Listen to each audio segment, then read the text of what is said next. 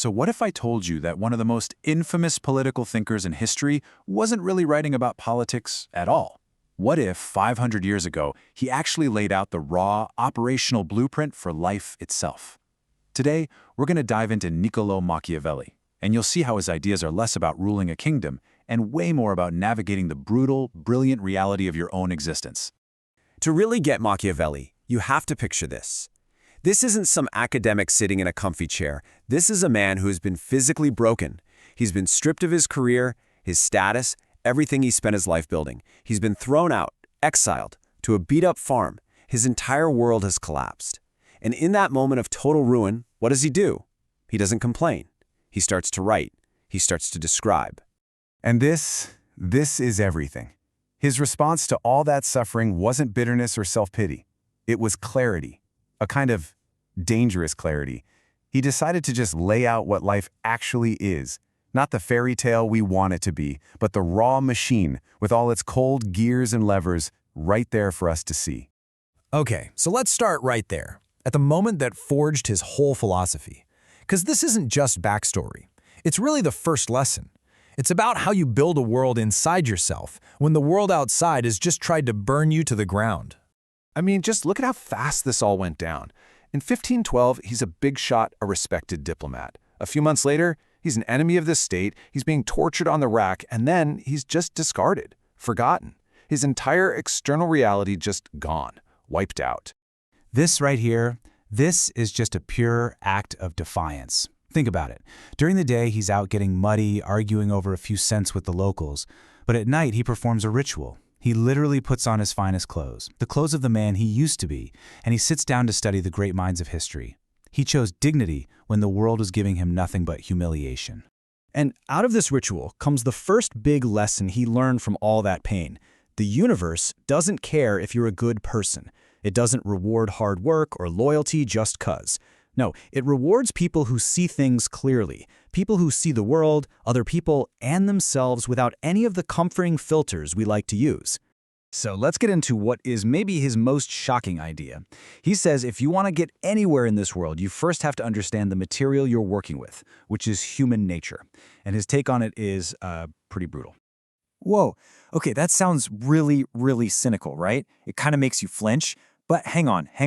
He's not saying everyone is some cartoon villain trying to cause trouble. The word evil here doesn't mean what you think it means. See, Machiavelli wants us to think about self-interest not as some moral failure, but as a law of physics, like gravity. Gravity isn't evil, right? It just is. It pulls on everything, all the time, in a predictable way. He's saying human self-interest works just like that. When things get tough, people will almost always act to protect themselves. It's not personal. It's the engine that makes the whole machine run.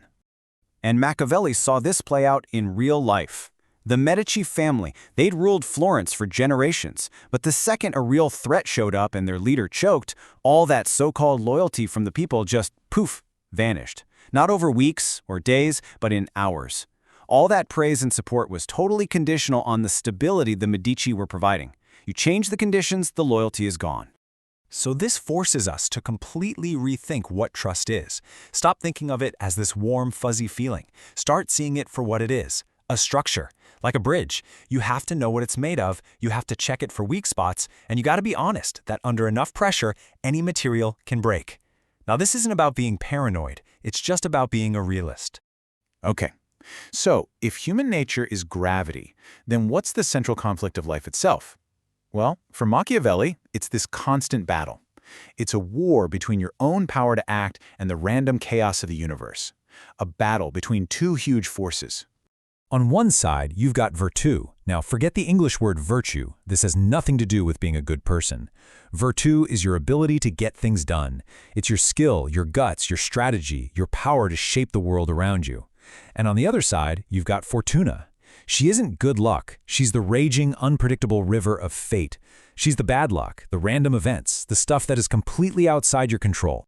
And here's Machiavelli's breakdown, and it's pretty stark. He figures Fortuna, that wild river, controls about half of everything that happens in your life. Half. But that other half, that's where virtù comes in. And that 50% is where the entire game is won or lost. So what's the lesson here? It means you stop wasting your energy trying to stop the river from flooding. You can't. Your job is to use your virtue to build better defenses, to build up your own internal skills, your own resilience, so that when the storm inevitably hits, you're the kind of person who can walk right through it and come out even stronger. All right, let's talk about how we deal with the social world. If people are driven by self-interest and the world is chaotic, how do you get judged? Well, for Machiavelli, it all comes down to the gap between what's in you and what the world actually sees. Now, this is one of his most famous lines, and people get it wrong all the time. They think he's telling you to be fake, but that's not it at all. He's just pointing out a really simple fact. People can't read your mind. They don't know your good intentions. All they have to go on are the signals you send out, what you do, what you say, how you carry yourself. This is his real advice. The goal isn't to create a clever mask. It's to build so much real competence, so much real character, so much substance that your surface becomes a perfect reflection of your depth. Stop trying to explain to people that you're valuable. Start showing them so consistently that you become undeniable. When there's no gap, there's nothing to expose. Now let's zoom out, because Machiavelli didn't just see these patterns in people, he saw them in whole civilizations, a totally inescapable cycle that drives the rise and fall of everything, including maybe our own lives if we're not careful. Here's how it works. It starts with strength and discipline. That creates order. That order, well, it allows for prosperity. But prosperity leads to comfort and ease. And here's the turn. That comfort, it slowly erodes the very strength that got you there in the first place. It produces weakness, and weakness eventually leads to collapse. And then, from the ruins, a new, hungry strength has to rise up and start it all over again. So what's the antidote? How do you stop this decay? The answer is completely counterintuitive. It's conflict. It's tension. It's friction. The very struggle you're probably trying to get away from, that difficult project, that tough conversation, Machiavelli would say, that's the very thing keeping you sharp, keeping you alive.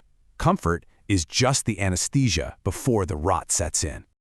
And that brings us to our final and maybe the most powerful idea in this whole explainer.